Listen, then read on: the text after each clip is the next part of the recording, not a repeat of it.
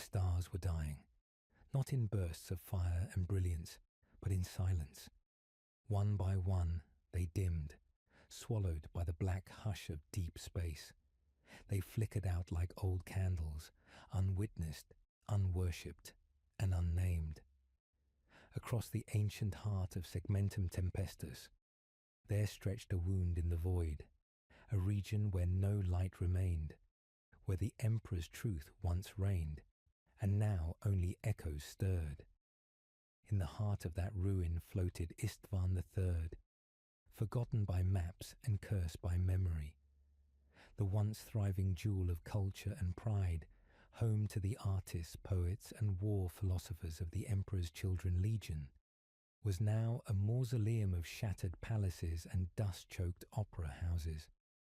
The marble spires lay broken like discarded instruments, and the air carried a faint echo of symphonies no ear would ever hear again.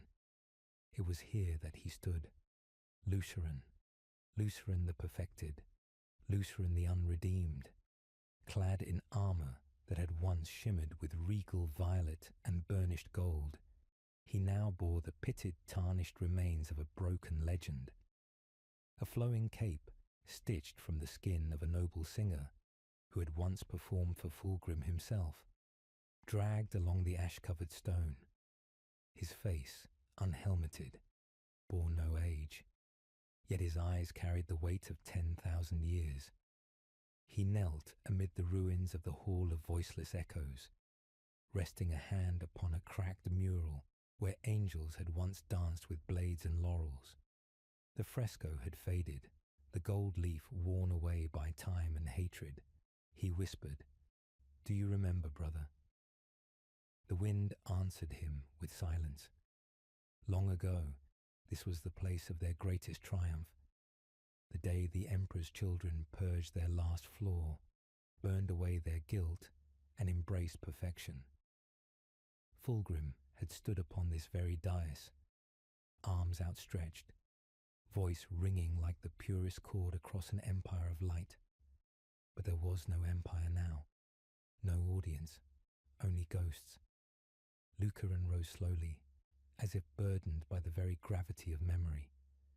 He turned his gaze upward to the bruised sky of Istvan, where orbital wreckage painted streaks of rust and fire. Ships from a forgotten war, still circling like vultures too proud to fall.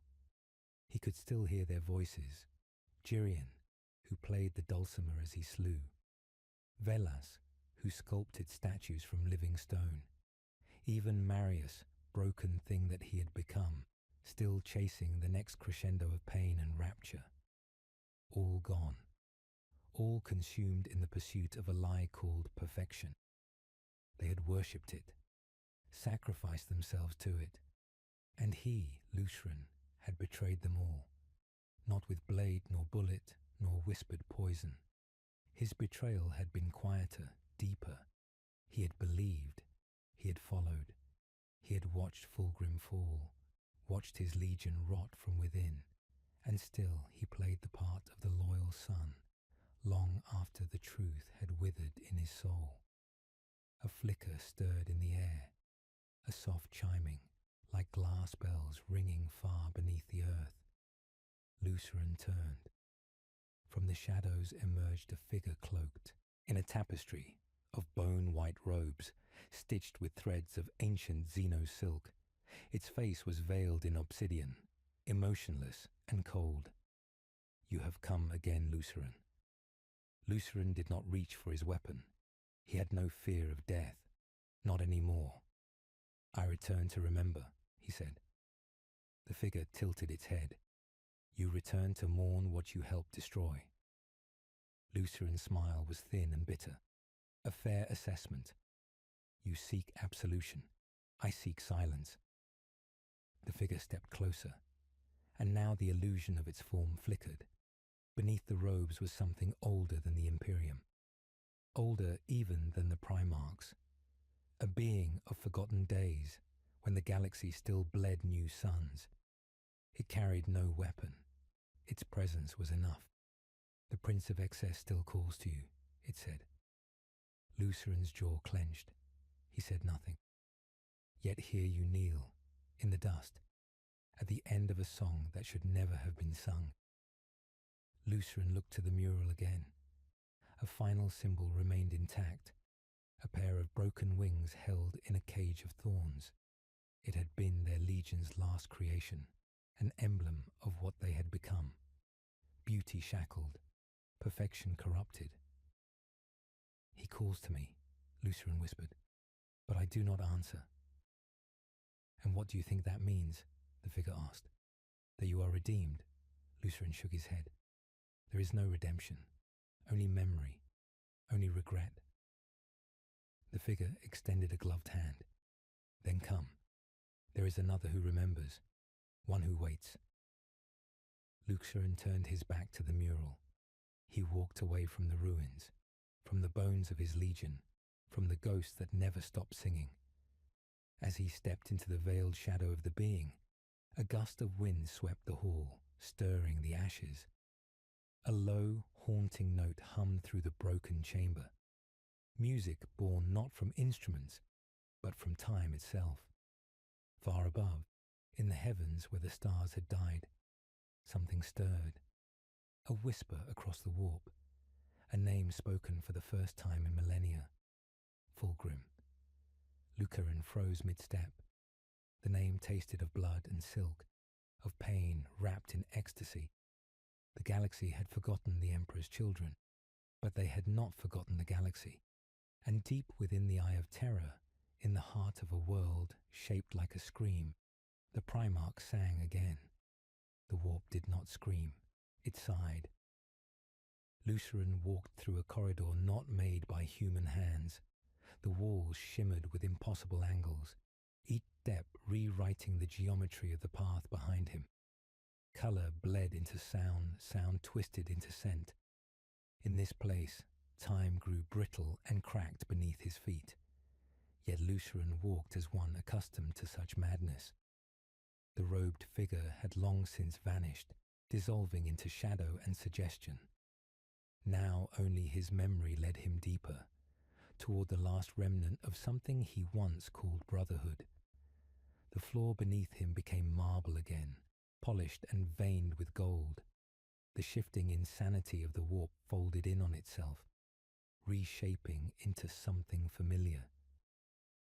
He was back on the pride of the Phoenician, or something pretending to be it. The flagship of Fulgrim, a palace made for gods, now haunted by echoes.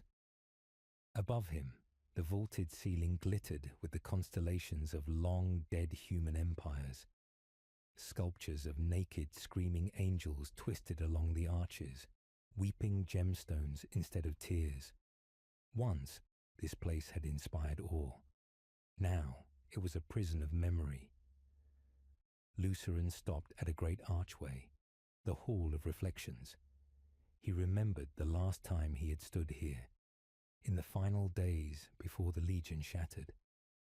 Marius had brought them together, desperate and high on etheric fumes, proclaiming that their unity could be reforged in art, in ecstasy, in war. Lucerin had not believed him then, but he had followed, as he always did. He stepped inside. The chamber was vast and circular, its walls lined with mirrors, each one displaying a different moment in time. Not reflections, but memories made manifest. One showed Lucerin, resplendent in his youth, kneeling before Fulgrim. Another displayed the first battle beneath the twin suns of Myricon, blood arcing through the air like brushstrokes. A third showed Lucerin during the Heresy, screaming as sonic waves tore flesh from bone, his own weapon used against him. But the fourth mirror, it showed someone else. Lucerin, the voice whispered, low and smooth like oil over silk. Lucerin turned. From the shadows emerged a figure wrapped in robes of deep violet and lacquered armor etched with Baroque excess. His face was smooth, sculpted, flawless, and utterly artificial. Synthetic flesh stretched over a skull carved from ivory and gold. But the eyes, They remained human, exhausted, cruel, infinite. Marius, Lucerin said, his voice flat. Marius Virusian, once captain of the Cacophony, now something else, the first true noise marine, the high cantor of Fulgrim's symphony. You remember, Marius said, a grin blooming across his false lips. I had feared you would not. Lucerin did not smile. I forget nothing. That is my curse. Marius circled him slowly, each step echoing with the sound of plucked strings and dying choirs. Then you remember when we were beautiful, when we were chosen, when Fulgrim showed us the truth, that perfection is not restraint but release. Lucerin's eyes flinched. You called it a truth then, he said. Now I wonder if it was simply madness, dressed in gold.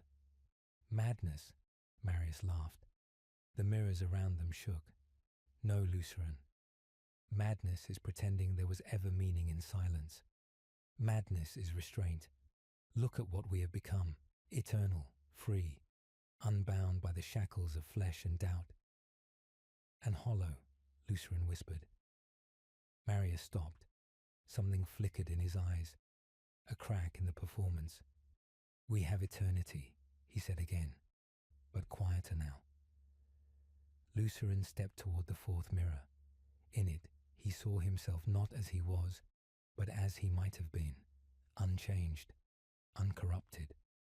A warrior bearing the Aquila, still pure, still proud.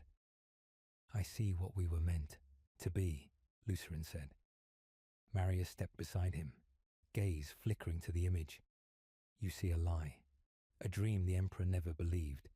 He made us as weapons, Lucerin. Fulgrim freed us to consume ourselves. For a long time, neither spoke. The chamber trembled faintly, as though the ship itself were weeping through its metal bones. You mourn, Marius said finally, voice tinged with something bitter. You always did. Even as the galaxy burned, you carried your sorrow like a banner. Lucerin turned to him, and you buried yours under noise. That struck something deep. Marius's perfect face cracked, just for a moment. One eye twitched, one hand clenched. You came here for something, Marius said, colder now. A reason, a choice. Lucerin nodded. The Primarch calls, and you would answer him? I would confront him. A long silence stretched between them, filled only by the faint, almost imperceptible sound of violins weeping in the walls. He will not forgive you, Marius said. Lucerin's voice was hollow. I do not ask forgiveness. And what of me? Marius said, stepping closer. Will you judge me too, brother? Lucerin looked into his eyes. Deep down beneath the layers of artifice and pain, he saw the shadow of a boy who once recited poems before battle, who sang to the wounded, who wept when the Palatine blades fell on terror. I won't judge you, Marius, Lucerin said, because I am the same. He turned to leave, but Marius's voice stopped him. This time it was smaller, quieter. Lucerin, does it still hurt? Lucerin did not turn. Every moment. And then he was gone. The chamber behind him pulsed with light and dissonance. The mirrors rippled, distorting their truths. Marius stood alone, eyes closed, as if listening to a song only he could hear. One hand rested gently on the mirrored glass. It showed a battlefield, a broken man kneeling, a legion dying.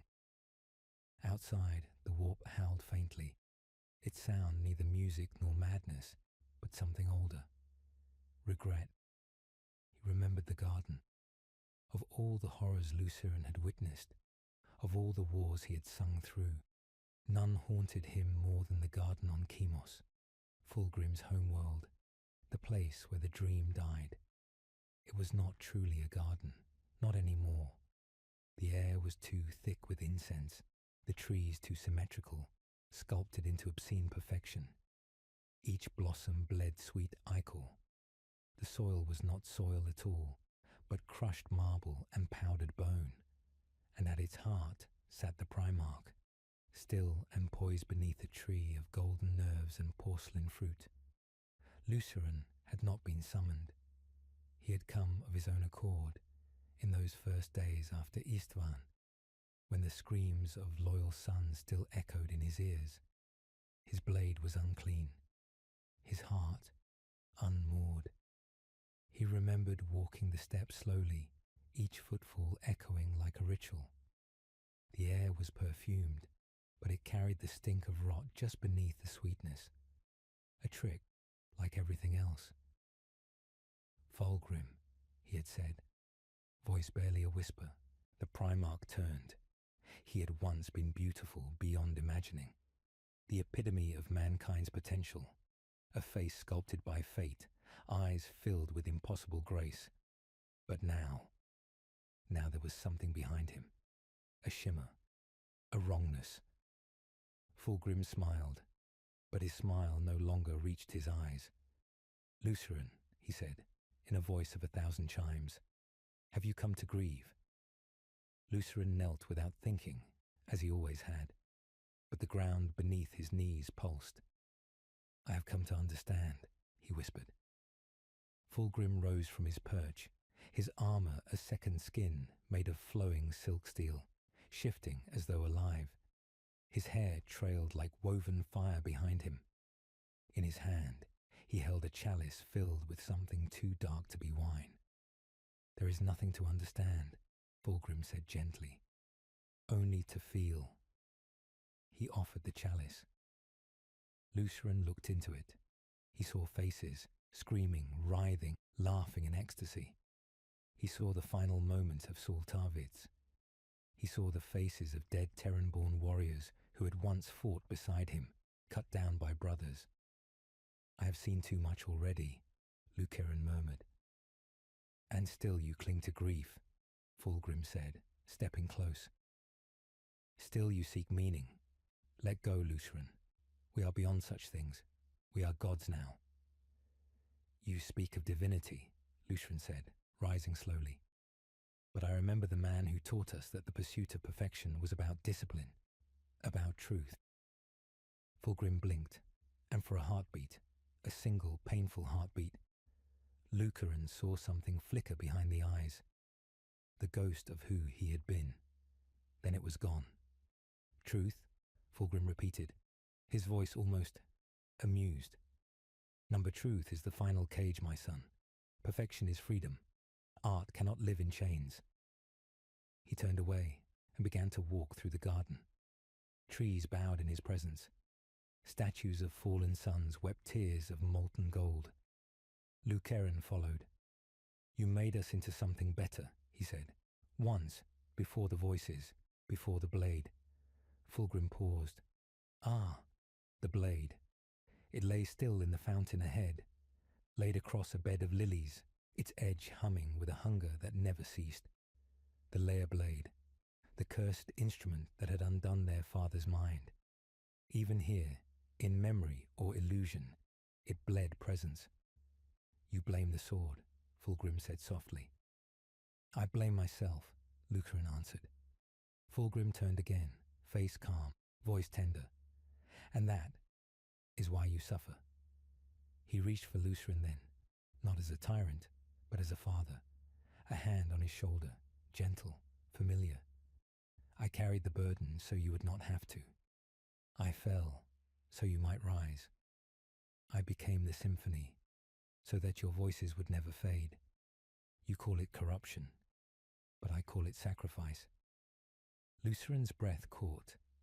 His hand twitched toward the hilt at his hip. And do you believe that? He asked. Fulgrim smiled. The garden trembled. I believe nothing, he said. Belief is for mortals. Luceran could not speak. The weight of it pressed down upon him.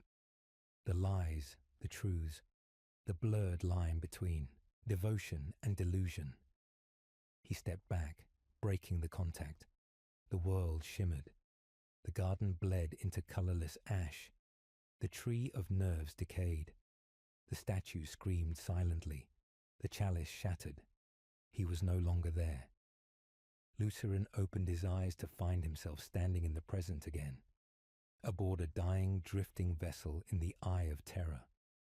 The memory had passed, but its ache remained. The hall around him groaned with the pressure of the Imperium.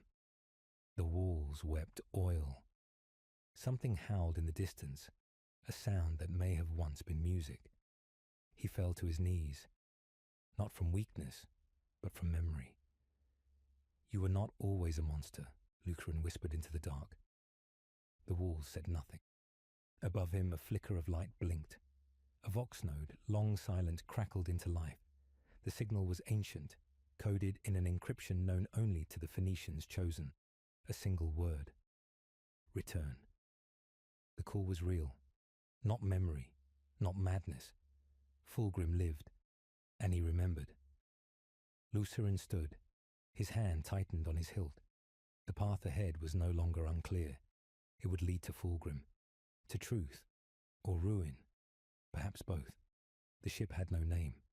It had once, long ago, a vessel of the Emperor's Children fleet, its hull adorned in amethyst and ivory, its engines singing with pride as it carved through real space. Now it drifted like a corpse, half devoured by the warp, its spine twisted back upon itself. Glass domes cracked like ancient bones. Vox towers melted into choir mouths, frozen in silent screams. Lutheran stood upon the fractured bridge, watching the warp beyond the cracked view screen. The void boiled in hues of impossible colour. Violet storms curled around obsidian suns. There were things moving out there, serpents of sound, shoals of forgotten dreams, and the shadows of gods that had never been born. His hand gripped the edge of a rusted command lectern. He did not breathe, not here, not anymore. He had passed beyond the realms of mortals, even beyond the ken of Astartes. This was Fulgrim's domain now, a realm shaped by his will, his vanity, his sorrow. And somewhere within its ever-changing horizon, the Primarch waited. A voice rose behind him, soft and lilting. "You found the old path after all. I wasn't certain you would." Lucarin turned slowly. She stood barefoot on the bridge's fractured glass, her armour a patchwork of torn silks and etched ceramite, painted not with pigments, but with blood and tears. Her face was pale and sharp, her eyes two mismatched orbs, one sapphire, the other a mirror of black glass. "Sephana," Lucarin said. She smiled faintly. "You remember?" "I remember all of them." Sephana Vaya, once a remembrancer assigned to chronicle Fulgrim's glories in the Great Crusade. She had chosen to stay with them, even as they fell. Some said she had become posthuman. Others said she had never been human at all. She approached, her footsteps leaving trails of music that faded into silence. "They call you the last of the unbroken," she said. "Do you still believe that's true?" Lutheran did not answer. "You carry guilt like a reliquary," she whispered. "But you were never innocent.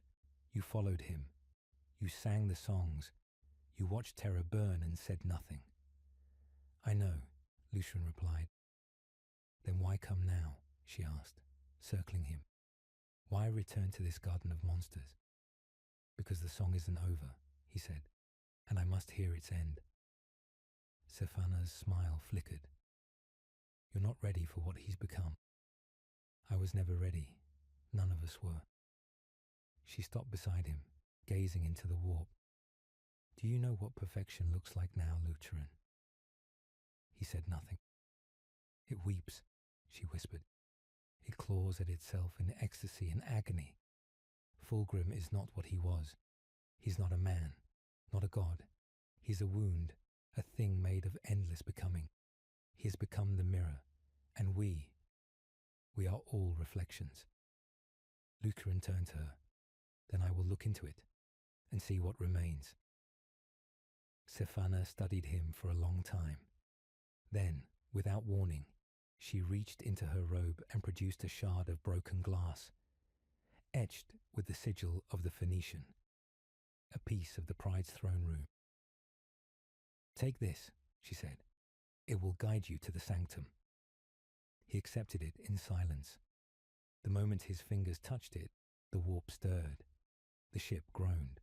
Somewhere below, deep in the decks, long sealed and forgotten, something began to move. Safana turned and walked away. "Go to him, Lucerin. But remember this, what you find there will not forgive you, nor will it recognize you. It is not your father." Lucerin did not respond. He was already walking.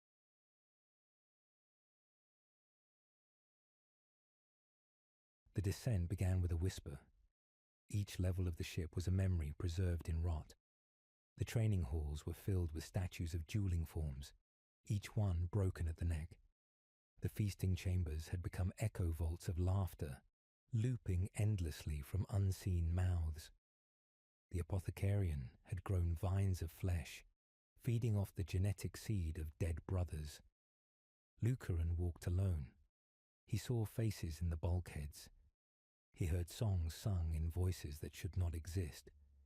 He passed beneath a mural of Fulgrim's ascension, a fresco painted in oils and ichor, depicting the Primarch's transformation from mortal to demon. Wings of glass spread from his back, eyes weeping light, mouth open in a scream that bent the mind. Lucerin stopped before it. He remembered the real moment. Not a fresco, not a lie.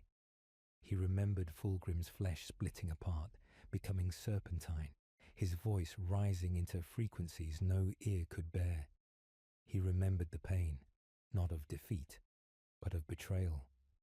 The moment he realized that their father had abandoned them, not to death, but to change. They had not fallen. They had been recrafted. Lucerin turned from the mural and pressed deeper, guided by the shard in his hand. It pulsed faintly, drawing him forward. The corridors narrowed, the silence deepened, until at last he reached it, the sanctum of the mirror. Massive doors stood before him, not made of steel or stone, but of sound, vibrating waves frozen into form. They shimmered, rippled, and sang without voice. Lucaran stepped forward and touched them, and the doors opened. Inside was a cathedral of endless glass, pillars carved from screaming crystal, arches spun from the bones of stars. Mirrors lined every surface, tall, narrow, warped, and perfect. Each one showed a different version of Lucaran. In one, he was still loyal. In another, he was a creature of ecstasy. In a third, he lay dead in the ruins of Istvan. He walked past them all, and at the center, beneath a suspended globe of molten amethyst, knelt a figure, tall, slender, wings furled, blade across his lap, hair like liquid silver, eyes closed. Fulgrim, the Primarch. Lucerin stopped, heart still, breath forgotten. The being stirred. The voice that emerged was both beautiful and broken. "You returned." Lucerin said nothing. "Then the mirror holds one more reflection," Fulgrim whispered, eyes opening, revealing galaxies behind them. "Come closer, my son." Lucerin stepped into the sanctum, not as a soldier, not as a son, but as the only one who still remembered. The sanctum did not breathe, but it pulsed, slowly, like the heartbeat of something vast and sleeping. The cathedral of mirrors throbbed with a light that did not come from stars. The molten amethyst orb above them swirled with the movement of the warp. Colors and memories bleeding into each other, forming visions that came and went like fevered dreams. Lucerin stood beneath it, his reflection surrounding him in infinite glass. Every version of himself watched from every angle. Some wept, some raged. One smiled, serene and terrible. And Fulgrim knelt at the center, motionless. He had changed. His form was fluid, neither demon nor man, but a sculpture in motion. His skin was pale marble, veined with threads of gold. His wings were folded behind him, feathers made not of flesh, but of sound, vibrating gently, too beautiful, too wrong. His face was perfect, terrifyingly so, the kind of perfection that erased all memory of flaws. Lucerin spoke first. "You were the most beautiful thing I ever saw." Fulgrim opened his eyes. They did not glow. They absorbed. "Then you have forgotten what lies beneath beauty." "I remember everything." Fulgrim studied him. There was no anger, no arrogance, only a profound, unreadable calm. "And yet you return." "I came to ask why," Lucarin said. "Why this? Why the lies? The ruin?" The Primarch smiled, softly, almost tenderly.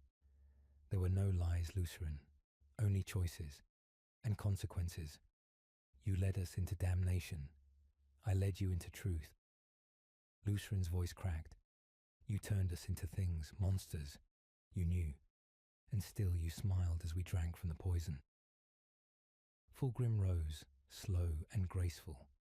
He towered over Lucerin, but his presence did not threaten. It encompassed. He was art and agony, beauty sharpened to a blade. "You still seek blame. After all, this time." Lucerin's hand twitched near the hilt at his hip. "You told us perfection was in discipline, in creation. That to be better was a burden we carried. You said we were a gift to mankind." "And you were," Fulgrim said, stepping closer. "But mankind rejected the gift, and so I gave you another, a final gift, one without chains." Lucerin's voice turned cold. "And what did it cost?" The Primarch's smile faded. "It cost me." The silence in the chamber shifted. Lucerin saw something stir behind Fulgrim's eyes. A flicker, deep, ancient pain. So buried it had become part of the performance. Fulgrim gestured to the mirrors. "Look at them, Lucerin. Look at the roads you might have walked, the victories you denied yourself, the glories you feared, the freedom you abandoned." Lucerin stepped between the mirrors slowly. He saw himself crowned in gold, standing beside Fulgrim at the edge of a galaxy ruled not by the Emperor, but by them. In another, he saw himself dissecting a still-living Eldari, his face alight with fascination. In another, he was blind, deaf, mute, floating in the warp, a prisoner of perfect silence. He turned from them all. "These are not futures. They are echoes of broken thoughts." "They are what you might have been," Fulgrim said, "if you had only believed." "I believed in you," Lucerin whispered. "And I did not lie," Fulgrim answered, voice like silk across steel. "I promised you transformation. I delivered it." Lucerin stepped forward. Their eyes met. "You killed the Legion." Fulgrim's gaze did not falter. "I unmade it, and in unmaking, I created something better." Lucerin's anger broke, not in fire, but in sorrow. "Do you remember their names?" That question, the softest, quietest knife. Fulgrim paused. Lucerin pressed on, voice trembling. "Velas, Attilian, Solran, Merrick. Do you remember how they died? What they begged you to see? Do you remember the way Tarvid stood on Istvan, alone, because we turned our backs on him?" Fulgrim said nothing. "You were our father," Lucerin breathed. "You were the light we followed, and now we are just shadows of your failure." Fulgrim's wings trembled. "For a moment," he said quietly, "I thought I could save you." Lucerin stepped closer. "And now?" The Primarch's eyes closed. "Now I simply let you be." A pause. Long. Eternal. "You can still join me," Fulgrim said. "No. You can still find purpose." "I have one." Fulgrim's brows lifted faintly. Lucerin drew the mirror shard from his belt. It gleamed, casting fractured reflections of both of them. Lucerin the broken, and Fulgrim the perfected. "I came not for revenge," Lucerin said, "nor absolution. Then why? I came to remember, and to end the song. The shard began to hum. The mirrors around them cracked, thin fractures snaking through the glass. The sanctum shifted. The molten orb above began to melt faster, light pouring down like a weeping sun. Fulgrim stared at the shard. For the first time, he looked uncertain. Where did you get that? From Sephana. Fulgrim blinked. She still lives. She endures. The crack spread. The sanctum began to scream. Fulgrim stepped back, not in fear, but in knowing. This will not destroy me, he said. I am more than flesh. I am idea. I am perfection made real. Lucerin's voice was steady. Number, you are memory, and memories fade. He drove the shard into the centre of the mirrored floor. The cathedral wailed. The light twisted. The warp screamed.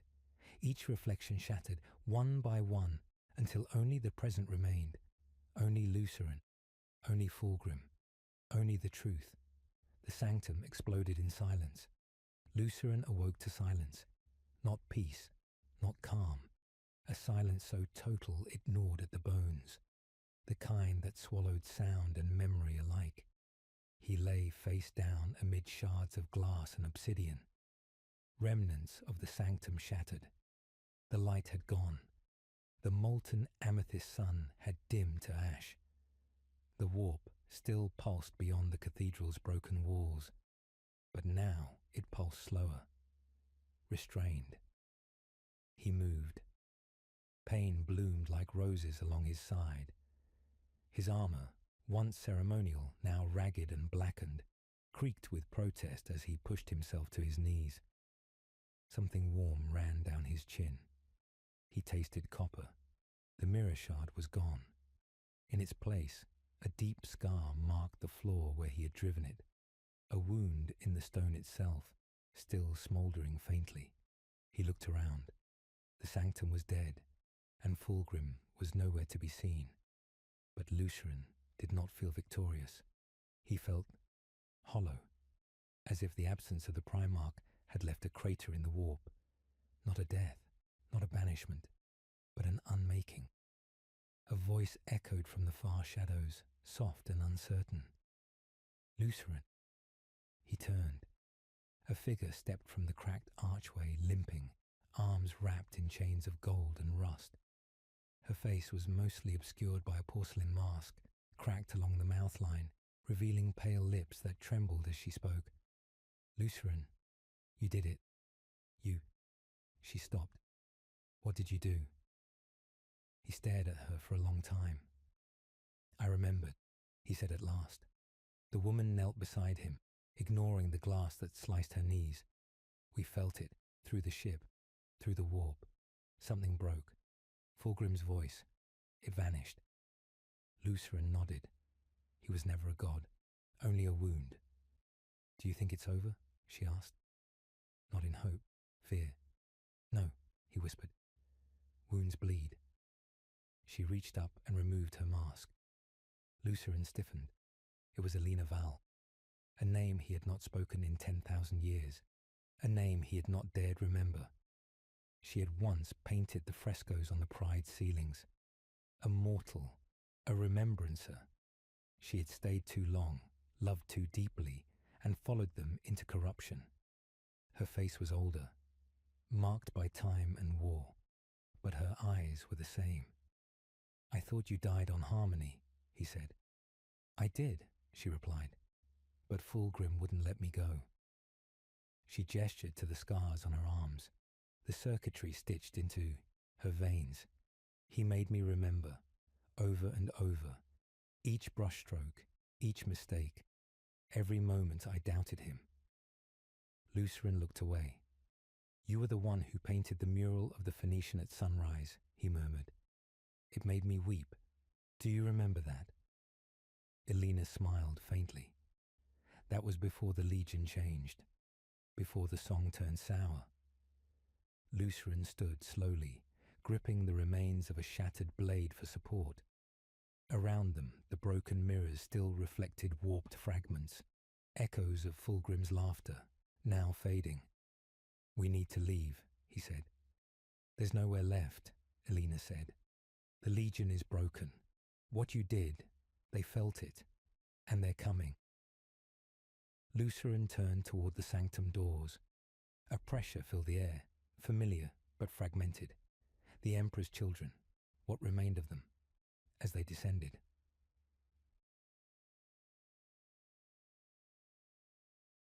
They came without formation, no banners, no honor, only warped armor painted in blood and sound, trailing streamers of flayed silk and neuroflesh. They moved like dancers, each step a performance, each motion layered in meaning none but they could interpret. Dozens, maybe more. Their voices sang without mouths. Their weapons hummed with unspent agony.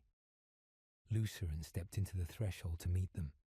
The first figure approached, a towering Astartes with a violin ball stitched into his gauntlet, dragging it across the strings embedded in his own chest. His helmet was fused to his skull, his voice modulator an eternal scream. Behind him came a twin pair, fused at the spine, their armor mirrored, each bearing a half of a broken harp. Then came one who wore the skin of a Primarch effigy, his armor crafted to mimic Fulgrim's face, sculpted in maddened devotion. They stopped before Lucerin. He raised no blade. He simply looked. "Fulgrim is gone," he said. No one spoke. The air trembled. Their madness pressed in on him, a psychic fog of addiction and grief. These were not warriors anymore. They were relics, the last echoes of a song long since dissonant. "He is not gone," the violin warrior rasped. "He has ascended." Lucerin shook his head. "Number, he has vanished. His echo may remain, but the soul behind it is dust." The mirrored twins tilted their heads. "You unmade the father," one said. "I remembered him," Lucerin answered, "and I showed him what he had become." The one in the Primarch mask stepped forward. "Then you are the last." Lucerin nodded once. "I am." A pause, heavy, charged. Then the masked warrior lowered his head, not in surrender, but in reverence. "You carry him now." Lucerin blinked.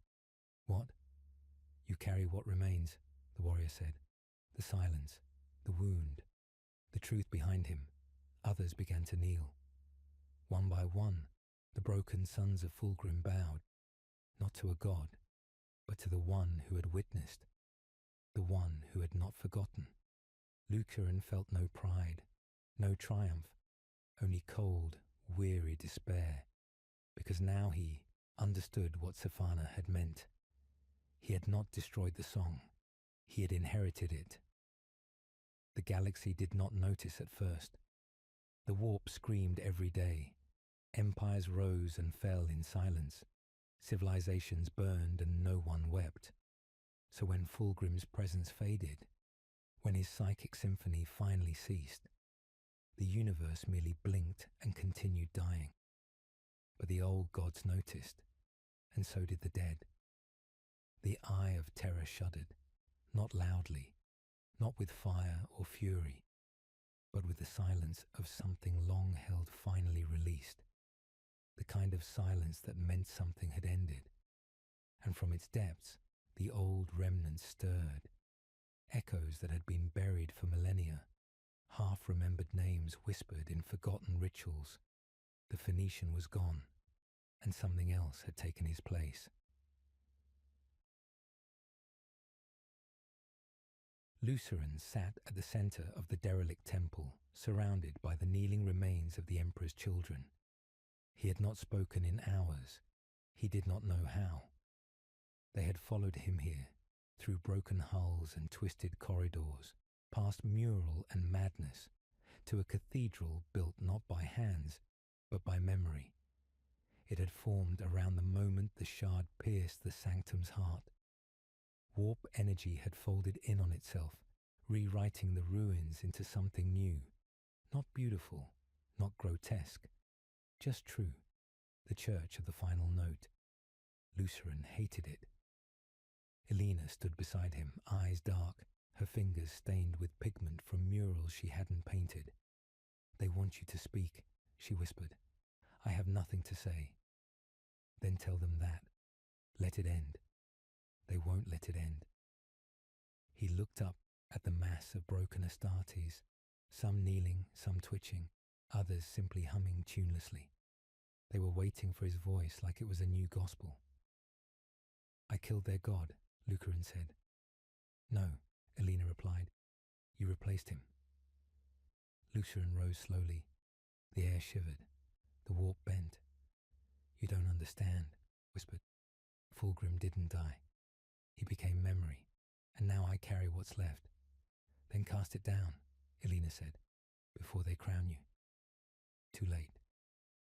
A ripple passed through the congregation, a tremor in the warp, a beat, low and slow, like a drum carved from bone and time, and then a voice, not from among them, but outside, over Vox, over warp static, a signal, an old encryption, Terran, loyalist. Lucarin stiffened. The Voxcaster screeched, "Plus, plus, plus. This is Inquisitor Kellen Voss of the Ordo Malleus. To the entity calling itself Lucarin. You have trespassed into the Eye of Terror and summoned a signal detectable across 3 sectors. Identify yourself. Immediately." Plus, plus, plus. Lucarin stared. Elena turned to him. "What will you do?" He was silent for a long moment.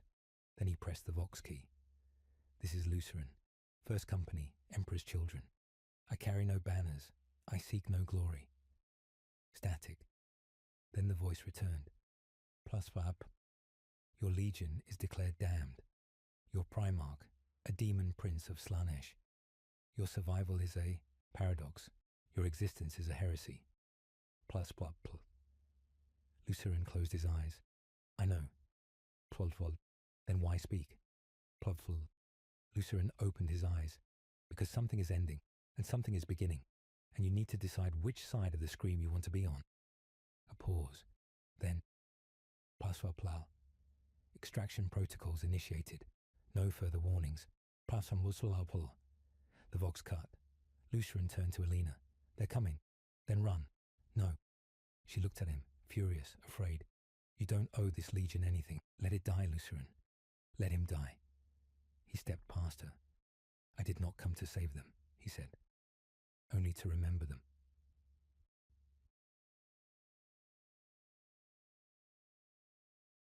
The Inquisition's strike ship dropped from the Imperium 3 hours later. It came cloaked in wards and thunder, its prow shaped like a sword, its hull sheathed in null steel. Aboard it, grey knights and sanctioned psychers began to descend toward the warp-torn temple, blades drawn, minds shielded. They came expecting monsters, and they would find them, but not the kind they knew. Lucarin waited at the outer gate, watching as the skies cracked with re-entry fire. Behind him, the Emperor's children watched in silence, not out of discipline, but out of something worse, hope, as if this might be their final performance. Lucarin drew his weapon, not to raise it, but to lay it on the altar beside him, a relic, useless now. He looked to the sky and whispered, "Come then, witness what remains." They fell like spears from heaven, no banners, no warnings, just fire. Burning lines of descent through the roiling warp storm above. The Inquisition's strike craft sliced through reality itself, trailing starlight and faith. At their vanguard flew the Grey Knights, 12 in total, silent silver and sanctified, not men, instruments, living absolution. Behind them came the inquisitorial retinue, sanctioned psychers, mind-wiped servitors, and a trio of oracular adepts who spoke only in binary tongues. Inquisitor Kellen Voss stood at the center of it all, draped in black and gold, her eyes hidden behind a mask of obsidian glass etched with wards. They came for truth. They came for execution. They came for Lucarin.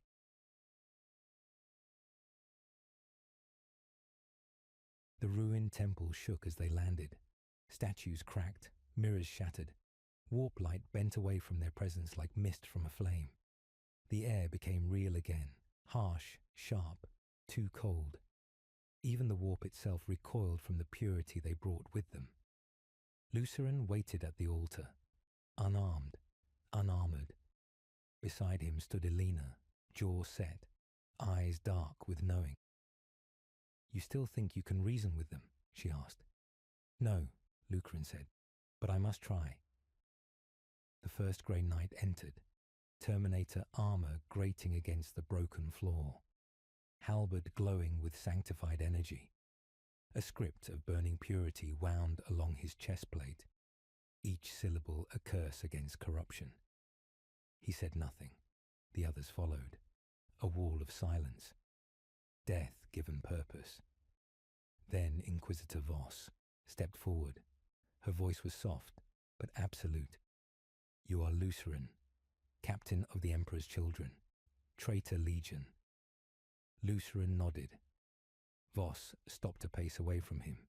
"You stand accused of heresy, corruption, and consorting with demons. Your Primarch is a known prince of the warp. Your legion is outlawed. Your name is written in blood across the walls of Imperial history. Do you deny any of this? No. Do you beg forgiveness? No." The air tensed. The Grey Knights raised their halberds slightly. Voss tilted her head. "Then why are we here, Lucerin?" Lucerin met her gaze. "To see what remains." She waited. "I did not summon you," he continued, "but your kind always hears when a god dies." Voss said nothing. "I did not come to redeem the Legion," Lucerin said. "It cannot be redeemed. It shouldn't be. I came to remember it, to face what it became, and to end the song that corrupted us." One of the Grey Knights stirred. A faint psychic tremor rippled outward. The broken Astartes behind Lucerin shifted uneasily. "Fulgrim is gone," Lucerin said. "Not slain, unmade. His echo may still poison the warp, but the will behind it is dead. I shattered it with truth." "You speak in riddles," Voss said, "as the damned often do." Lucerin stepped forward slowly. "Do you know what it means to live forever, Inquisitor? To walk for 10,000 years, carrying a melody that once uplifted worlds, and now only devours them?" He gestured behind him, at the broken remnants of his brothers. "They are not warriors anymore, not soldiers. They are ghosts, victims of a song they cannot stop singing." Voss remained still. Lucerin lowered his head. "I offer no resistance, no vengeance, only silence. Let it end. Let us fade." A long pause, then, "You ask for mercy," she said. "Number just understanding." Voss raised a hand. The Grey Knights froze in place. "You speak with clarity," she said, "which surprises me. I've had 10,000 years to practice." She walked slowly around him, studying him.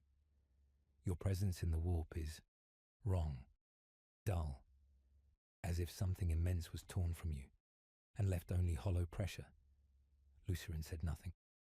"And this temple," she continued, "it bears no sigils of chaos, no rites, no sacrifices, only mirrors and silence, because that's all that remains." Voss turned to her psychers. One nodded slowly. "We detect no active taint," he murmured, voice broken by discipline. "Only echoes and grief." Voss returned to face Lucerin. "This is not your absolution," she said. "This is not peace. The Imperium does not forget. I know. You will leave this place." Lucerin blinked. "What?" "You will be watched, tracked. If even a whisper of Fulgrim's power rises again, we will return, and this time we will burn everything." Lucerin stared at her.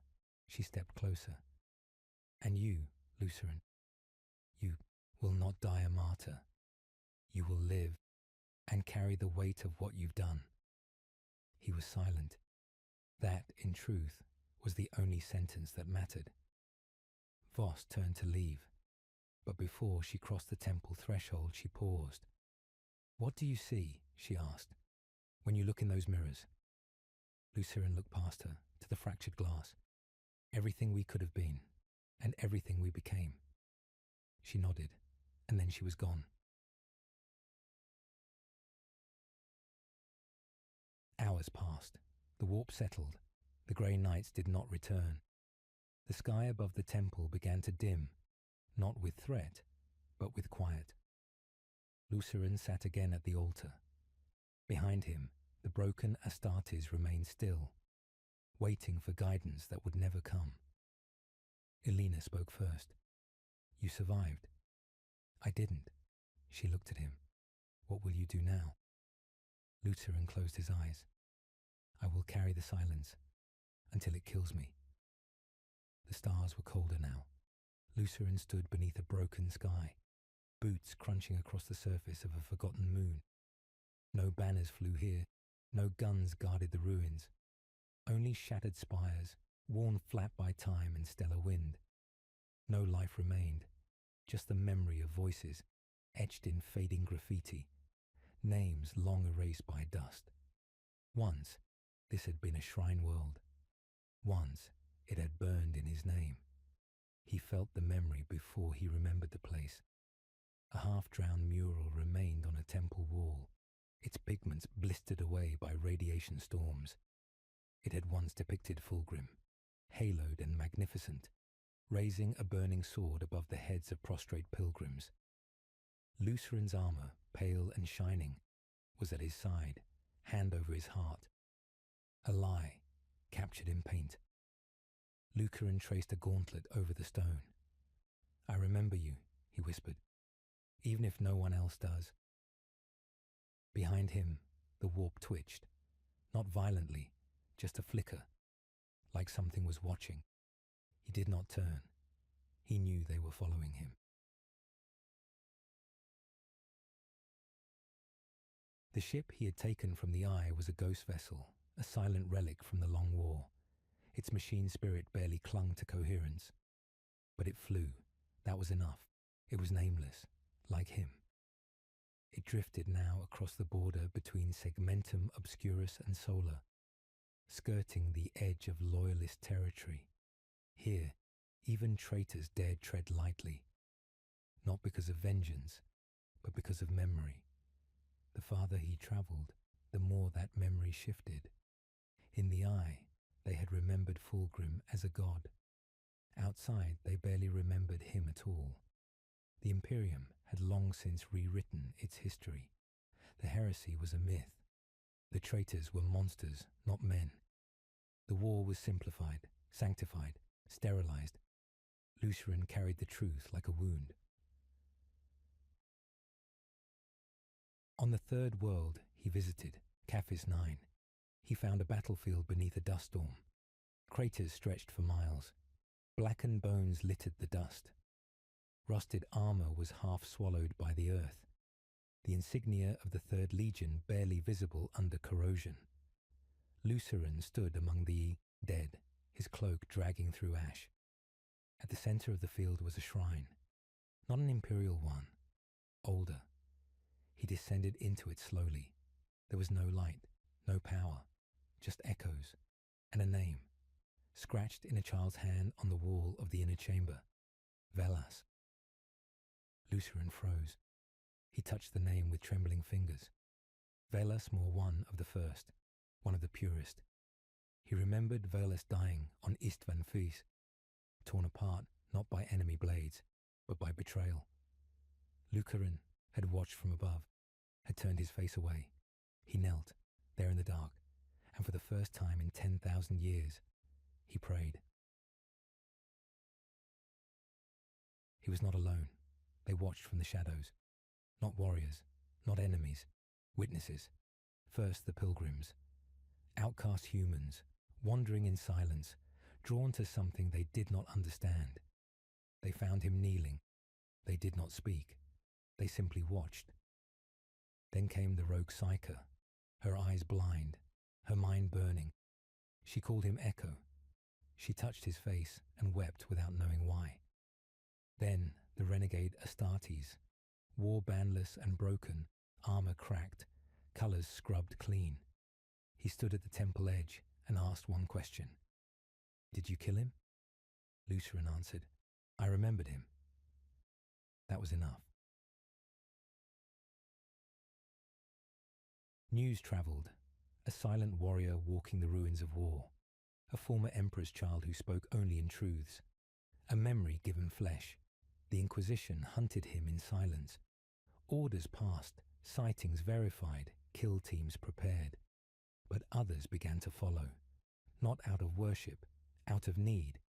Because in a galaxy of fire and decay, Lucerin offered something rarer than hope. Memory that had survived corruption. On Velari Theta, a forge world shattered in the heresy, Lucerin came upon a mechanicum ghost. Its voice rasped from a ruined cogitator. Query. Pattern recognition. Identity match. Lucerin. Captain. War criminal. Status. Deceased. Lucerin stood still. The cogitator's voice grew soft. Secondary data stream detected. Audio files. Locked. Forgotten. Unsealed. The voice of Fulgrim emerged from the rusted machine. Not the demon. The man. "You are not my weapons," the recording whispered. "You are my children. Remember that. No matter what comes." Lucerin's breath caught. The machine died. He did not speak for hours. Tuscum. By the end of that cycle, he had begun to leave markers. Not symbols, not shrines, just names. Written in old High Gothic on the walls of dead cities. Scratched into rockcrete. Burned into bone. Tarvitz, Velus, Merrick, Attilian, Solran, Elion, Thestus. Not martyrs, not saints, just names. The Imperium would not remember them, but Lucerin would. The voice came before the storm. Lucerin had felt it stirring for days. A tension in the warp. A discordant resonance that haunted every step he took. The silence he carried had begun to twist, coiling back in on itself, reshaping into something darker. It was memory. But it hated him. He stood, atop the ruins of Elantris Prime, a dead hive world whose spires had been shattered during the heresy, left to rust beneath a choking violet sky. Here the echoes of war still lingered. Not in smoke, but in intention. The stone remembered betrayal, and now so did the air. He heard the voice as thunder cracked behind the clouds. Lucerin. That name, spoken not with reverence nor loathing, but with recognition. Lucerin turned. The figure that stepped from the haze was massive, larger than any mortal could be, bulked with muscle and metal, but twisted with mutations so subtly it seemed elegant. His armor had once borne the colors of the Emperor's children, deep purple and gold, but now those hues had been flayed and repainted in flesh. Faces stretched across his pauldrons, mouths frozen in song. But it was the helm that told Lucerin the truth, the winged crest, the long arched snout. He knew that helm. Orontil, Lucerin whispered. His brother. Once. Orontil removed the helm slowly. His face was still beautiful, ageless and pristine, but wrong. Too perfect. A symmetry that spoke of madness. His eyes shone with a light that was not of this galaxy. "You should have died with the rest of them," Orontil said. Lucerin said nothing. "You broke the sanctum," his brother continued. "You shattered the voice. You silenced the choir eternal. Do you have any idea what you've done?" "Yes," Lucerin said. "I ended the song." "No," Orontil snapped. "You ended his presence. And now we hear only echoes." He stepped closer. The ground beneath him cracked, not from weight, but from psychic pressure. Lucerin did not retreat. "He was already gone," Lucerin said, "long before I drove the shard into his heart. All that remained was a performance. You were singing to a corpse." Orontil's smile was sorrowful, and yet it was still beautiful. Number E. It was hollow. You always hated him for choosing perfection, Orentil said, because you could never reach it. Lucerin flinched. That's not true. Isn't it? Orentil raised a hand. You were always the moral one, the cautious one. You watched from the edges while we ascended, and now that you've stolen his silence, you wear it like it's absolution. Lucerin's voice broke like ice. There is no absolution. Then give it back, Orentil whispered. Lucerin blinked. What? The silence, Orentil said. Let it return. Let his voice rise again. Even if it's only as echo. That's what we need. That's all we are. Lucerin stepped back. You would raise a god made only of memory. I would raise him from you, Orentil said, because you carry the shard, and we both know the sanctum didn't destroy him. It transferred him. The wind died. Lucerin felt it then, the pull, the hollow inside him. Not just grief, not just memory, a cavity, a place where something had been installed. He shook his head. No. Yes, Orentil whispered, stepping forward, voice low and melodic. You don't feel it because you still believe in sorrow, but sorrow is just another note, a beginning. Let him out. Let him sing again. Lucarin backed toward the temple steps. Orentil reached for him, not with a weapon, but with an offering. I can make you whole again, he said. You were our captain. You were his chosen. Don't you remember how proud he was of you? Don't you remember what it felt like to be seen by him? Lucerin stared at his brother and saw himself, not in Orentil's face, but in the hunger behind it, that need to feel special, the void Fulgrim had carved into them all. He raised his hand, not in surrender, in refusal. No, Lucerin said. I remember the lies. I remember the screams. I remember what we became. Orentil's face twisted. This is your last chance, he said. Join me, and you will be more than memory. You will be his voice. Lucerin's words came like thunder. I am his silence. And then he drew his blade. The battle that followed was not grand. It was personal. Two brothers, two echoes, one carrying the memory of a god, the other desperate to resurrect it. They fought among the ruins, blades shrieking, warp lightning cracking around them. No armies watched. No histories would record it. But in the warp, something listened. Lucarin bled. Orentil bled more. The end came not with a killing blow, but with a choice. Lucarin drove his blade through Orentil's side, not the heart, not the head. A wound meant not to kill, but to end the song. Orentil fell, choking. Why? He gasped. Why not finish it? Lucarin knelt beside him. Because he wouldn't have, he said. Who? Orentil hissed. The god? Lucarin's voice was quiet. Number the man, Fulgrim, before the rot. Orentil's eyes widened, and for one heartbeat, he was his brother again. Then the light left him. Lucarin buried him beneath the broken mural. He carved no name, only a note, one single note, and then he walked on. They began calling him the Hollow Saint. He did not ask for it. He did not speak it. But in the shadows of broken worlds, among ruins long buried and catacombs filled with the screams of old wars, the name took shape. He would arrive alone. He would speak little. And when he left, sometimes a day later, sometimes a week, the land would feel quieter, as though something poisonous had been forgotten.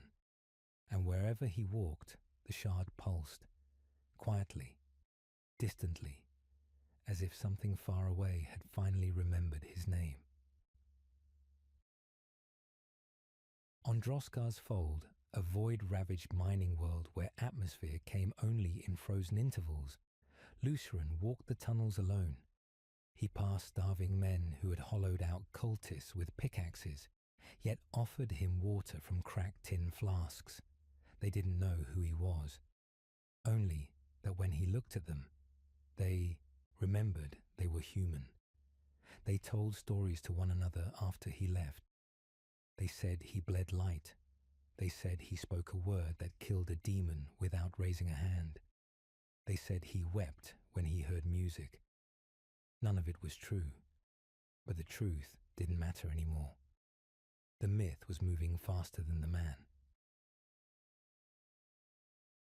Word reached distant ears, rogue traders, excommunicated missionaries, witch seers, even elements within the Adeptus custodies, long deaf to the madness of the warp, began to note the rumours, and deep within the Black Library, a solitary scribe, half man, half machine, wrapped in ink-stained robes, paused in his endless recording. He traced a name across parchment with a trembling stylus: Lucerin, Captain, Son of Silence, and below it, Shardbearer. Lucerin dreamed again, not of battle, but of a mirror.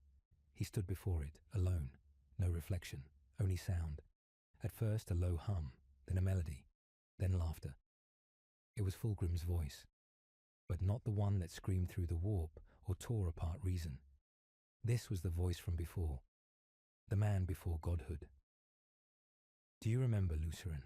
it asked. "Yes," Lucerin whispered. "Do you miss me?" Lucerin reached toward the mirror. It cracked. He awoke with blood in his mouth. On the world of Miraxis, an ancient librarian fortress hidden in the crust of a dead planetoid, Lucerin was met not with fear, but worship. Not blind faith, but something stranger: recognition. The monks there, bound by oath never to speak, had all once served as lexicani during the Great Crusade. Thought lost, forgotten. They had become shadows, preserving the memory of every legion, not as warriors, but as witnesses. When Lucerin entered, they fell to their knees. And then, one by one, they offered up relics, not weapons, not trophies, but books, ink-stained, bound in ceramite and sorrow, each inscribed with a single line: "We remember." Lucerin wept, not because they honoured him, but because they hadn't moved on. They still carried the weight, just like him. But he was not the only one moving. In the deep reaches of the warp, far beyond the Emperor's light, something ancient had begun to stir. A presence, not a god, not any more, but a wound that remembered what it had been. And it hungered. It had no face now, no voice, just fragments. Memory shards scattered through the eye. Slivers of Fulgrim's ego, adrift like broken crystal. Most were inert. Some whispered, but one was missing. The final shard. The one that remembered love. The one that remembered shame. The one that refused to sing. The shard that now lived inside Lucerin, and it wanted to come home.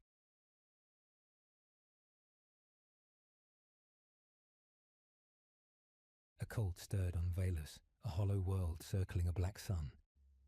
They did not worship Fulgrim. They worshipped the mirror, a sentient, living artifact grown in the warp, carved of forgotten song. They called it the Chorus Inverted, and it sang one name: Lucerin. They bled for it, died for it, and one among them, a prophetess without eyes, speaking in voices not her own, began to draw a shape in blood, again and again.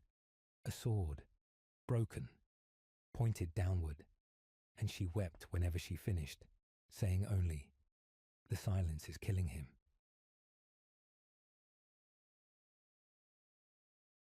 Lucerin felt it, the shard stirring, not speaking, but pulling, calling him back toward the eye, not to fulfill a purpose, but to complete the circle. He stood on the edge of a dead system and looked toward that hateful storm. The eye was quiet, waiting, like a theatre where the music had stopped, but the audience had not yet risen. Elena found him there. She had followed him across 7 worlds, without once demanding a purpose.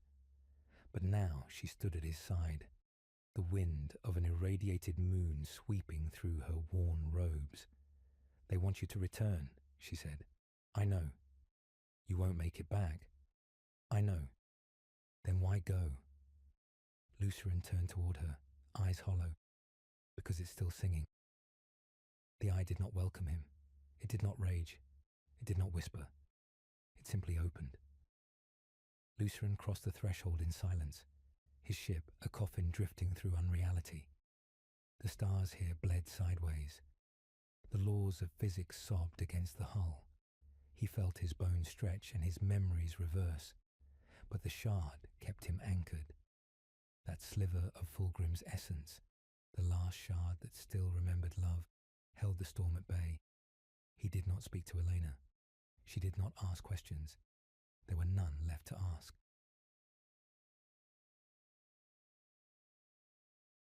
The sanctuary where it had all begun was gone. In its place, a cathedral of reflections, grown like coral from the raw wound of the warp. Mirrors lined every wall, some tall as hive spires, others as small as a man's palm. None of them showed the truth. They showed variations. Lucerin walked past reflections of himself in broken armor, weeping over corpses he didn't recognize. He passed versions of his brothers kneeling before a golden Fulgrim, eyes vacant with praise. He saw Orentil again, smiling whole, raising a sword in triumph beneath a sky of screaming mouths. None of it was real, but all of it was possible. That was the curse of this place. Not that it lied, but that it offered versions you almost wished were true. At the heart of the temple sat the mirror, not a structure, a presence, a god made of recollection, never whole, never stable. It pulsed with light and laughter and colour, shifting from form to form, never still, never silent. Sometimes it took Fulgrim's face, sometimes Lucerin's, sometimes both. Lucerin stepped forward, and the presence stirred. "You've come home." The voice was every version of Fulgrim overlaid at once, regal and ragged, beautiful and bestial, fatherly and cruel. Lucerin did not kneel. "I came to end this." The mirror rippled. "You can't end what is remembered, my son. Memory is eternal. It is the closest thing to truth your kind will ever know." "You're not memory," Lucerin said. "You're a reflex, a parasite built from everything he couldn't face." The mirror laughed. "And what are you then? The piece that fled, the last coward clinging to sorrow? You think yourself pure because you suffer?" "No," Lucerin said softly. "I think myself guilty. That's what makes me dangerous." The mirror hissed. Its surface cracked, and from the fractures, voices spilled out. "He loved us. He abandoned us. He gave us beauty. He fed us to the warp. He made us perfect. He made us monsters." Lucerin dropped to one knee. The shard inside him was burning, not from heat, from recognition. The mirror reached toward him. No hands, just a ripple in space, the suggestion of 1,000 arms yearning for a reunion. "I am not Fulgrim," it whispered. "I am what he left behind, and I am whole. Except for you." Lucerin's breath caught. The shard inside him moved. It wanted to return. Not because it was compelled, but because it missed him. The pain was unbearable. He fell to his hands, gasping. Elena screamed from behind him, her voice distant. The warp began to collapse inward, drawn toward the mirror, as if time itself sought reflection. Lucerin clutched his chest. He saw it all. The first time he stood beside Fulgrim on Chemos, when the Primarch praised his blade form. The first lie, the first compromise, the first song that ended in screams. Istvan, terror, the long war, Orentil falling into madness, himself walking alone again and again across dead stars, and he saw the choice. to return the shard, to let the mirror become whole, to let everything end. It would be so easy. One breath, one release, one embrace. But then he remembered Velasmore and Tarvitz and all the others whose names had been scrubbed from history, and he remembered why they fought, not to win, but to refuse.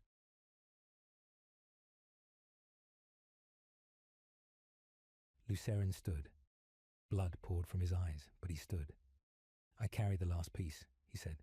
The mirror writhed. Yes, give it to me. I carry the only part of you that still remembers the man you were." The temple shook. "I was never a man. You were, and he was better than you." Luceren drew his blade, not to strike, but to sacrifice. He placed it against his own chest, and he drove the shard into it, not to release it, but to bind it. The mirror screamed, not in rage, in loss. The warp buckled, the temple shattered, all the mirrors fractured, and the presence began to unmake. The echo of Fulgrim's soul, denied its last piece, began to collapse inward, folding on itself like a song cut short mid-note. The faces on the walls cried, the reflections twisted. Luceren stood at the center of it all, a silhouette of silence against the chaos of potential unraveling. And then it was over.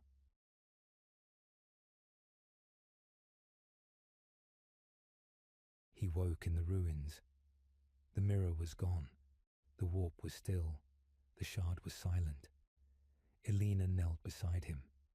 "You didn't give it to him." Luceren shook his head. "I made it mine. You bound it. You imprisoned him." "No," Luceren said. "I remembered him." There was no war cry, no ritual, no declaration. They simply came. First the hunters, grey armoured drop pods slicing through the stratosphere like executioners' blades. The Ordo Hereticus had listened. The Grey Knights had watched. And now they moved. Then came the voices. Astropathic shrieks echoing across the void. Luceren lives. Luceren bound the god. Luceren walks with a shard of the Phoenician inside him. The Silent Saint, they called him. The warden of the shard. The last lie. And the galaxy could not abide it. Luceren did not flee. He returned to the world where it had begun, the place of the broken choir, where the song of Fulgrim had first been silenced. The temple was gone. Only a ruin remained, a wound in the earth where the echoes once howled. Now it was quiet, and there, among shattered stone and dust-thick air, Luceren waited, not for absolution, not for battle, for judgment. They came in ranks, grey knights in sanctified plate, Inquisitor Caitlin Voss, again cloaked in black and gold, her face unreadable behind glass-veiled eyes. Even a single custodes, silent, golden, a watcher from the throne itself. And behind them, a choir of sanctioned psychers, their mouths sewn shut, their minds screaming hymns into the warp. Luceren stood alone, unarmed, unhelmed. He bowed his head. "I won't resist." Voss did not move. "You were told never to return." "I didn't," Luceren said. "He did." The psychers flinched as one. The air behind Luceren shimmered, just faintly. A breath, a pulse of remembered divinity. Not power, but presence.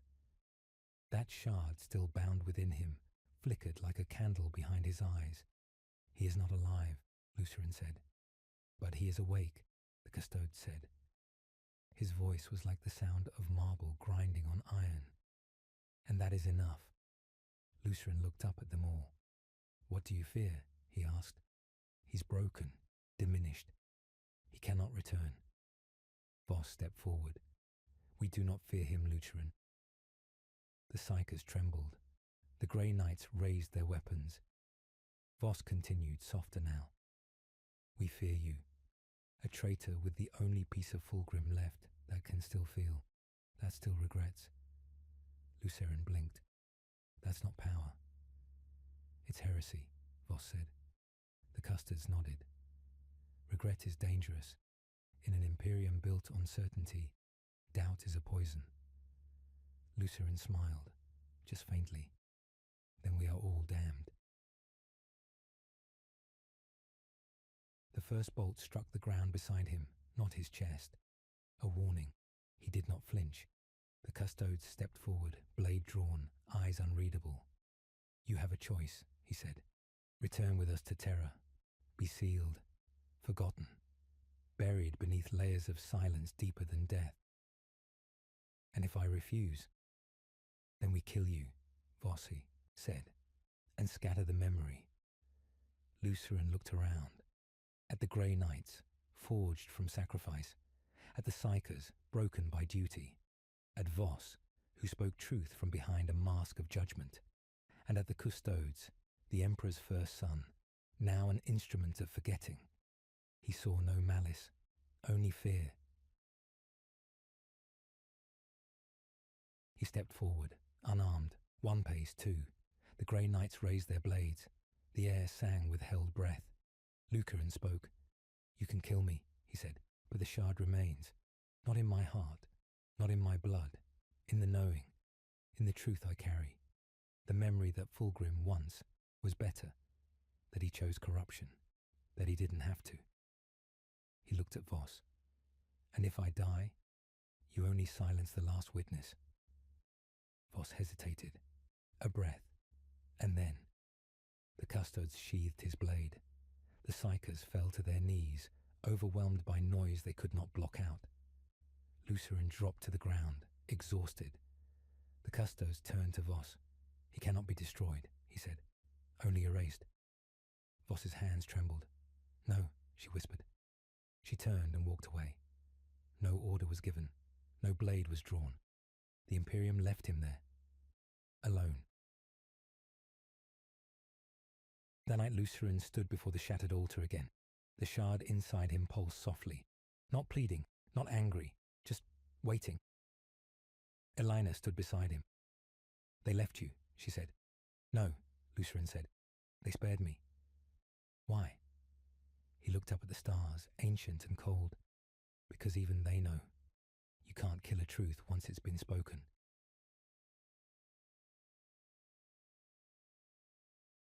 The dreams came first.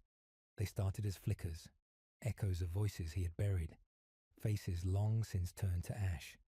But soon they changed, became clearer, stronger. He stood in the Primarch's hall again, beneath the mirrored ceiling of the pre-heresy flagship Pride of the Emperor. The light was warm. The colours, violet and pearl, were soft, not yet twisted. Fulgrim stood at the head of the hall, arms open, smiling.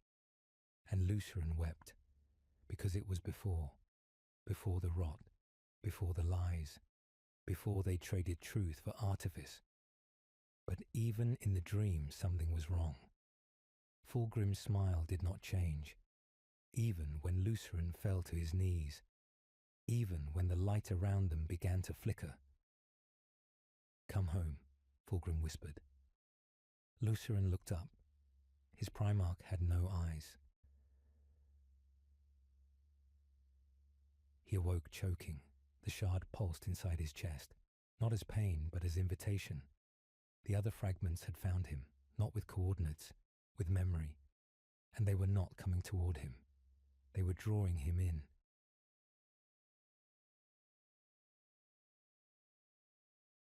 Elina tried to stop him.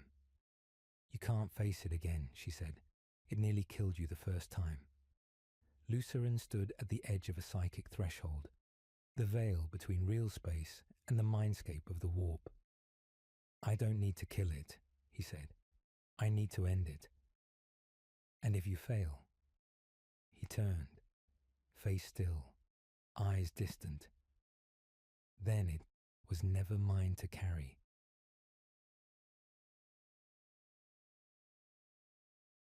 He stepped into the fire. Not literal, this was the realm of mirrors, where every version of Fulgrim's soul waited to consume the last shard. And Lucerin, bearing that memory like a flame cupped in both hands, entered not as a warrior, but as the final witness. He stood in a gallery of regrets, each room painted in a different moment of failure. The death of Tarvitz, the betrayal of Istvan, the mutilation of Velas Mor, the rise of the demon prince, the choir of screams. Every moment was stylized, beautified. They'd become theatrical performances, opera, masquerade. Every horror was softened by aesthetic perfection, painted in colors too rich, sung in voices too flawless, and it sickened him. He walked through the halls of memory as though through a museum curated by madness.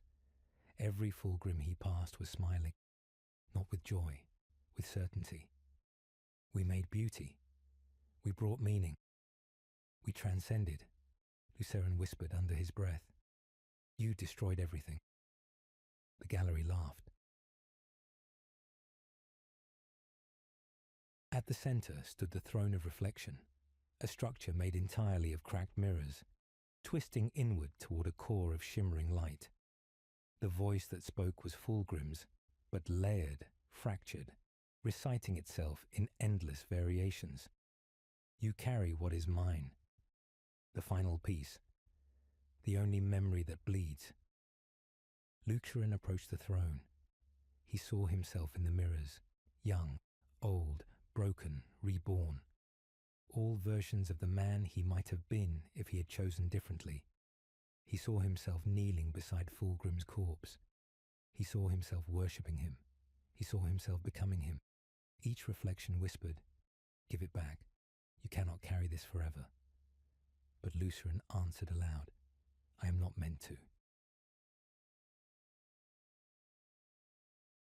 The throne pulsed, and Fulgrim took form, not in one body, but 7, each a different shard, each reflecting a facet of his fall. 1, the artist, who saw beauty in agony. 2, the warrior, who craved perfection through violence. 3, the demon, who surrendered for power. The martyr, who claimed victimhood in betrayal. 5, the prophet, who turned madness into gospel. 6, the shadow, who watched and did nothing. 7, the child, who still remembered his brothers. They surrounded Lucerin, shifting and flickering, their voices a chorus of need. We are incomplete. You have what we lost.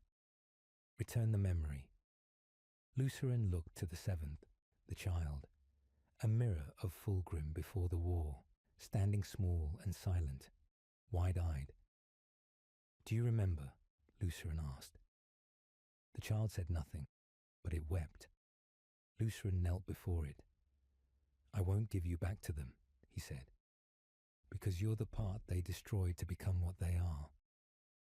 He drew his blade and offered it, not to the other shards, but to the child, to you.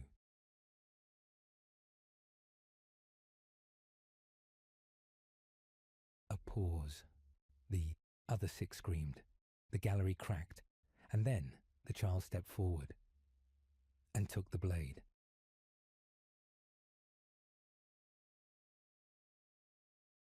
A light exploded within the mindscape, not of violence but release. The 6 other shards burned away, not in anger, in sorrow. Their illusions collapsed. No more operas, no more masks, no more beauty to shield the rot. Only silence, only the truth.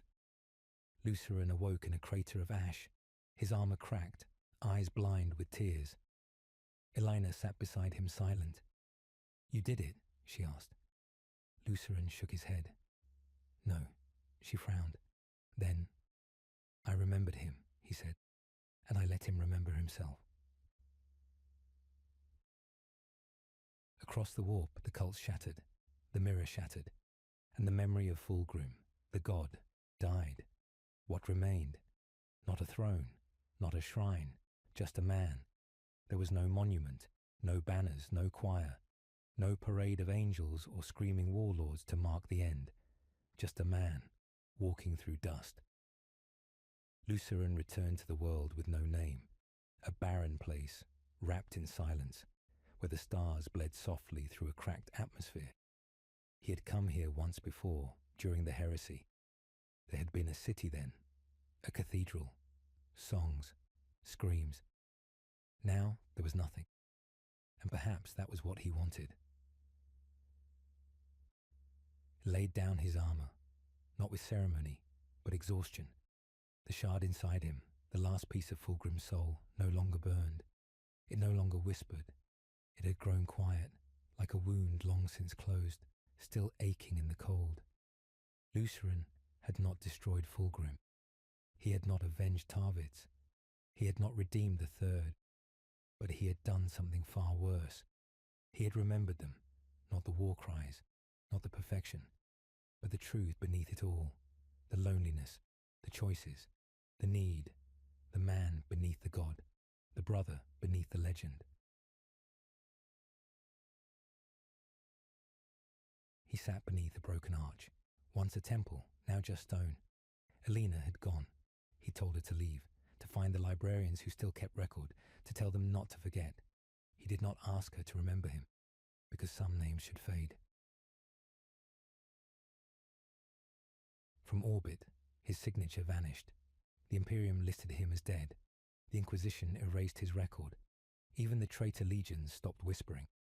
In time, Lucaran became a myth, a cautionary tale, a footnote in an Ordo Hereticus tome, a scribbled line in a silent choir hymn, the one who buried the mirror, the captain who remembered, the silence that broke the song.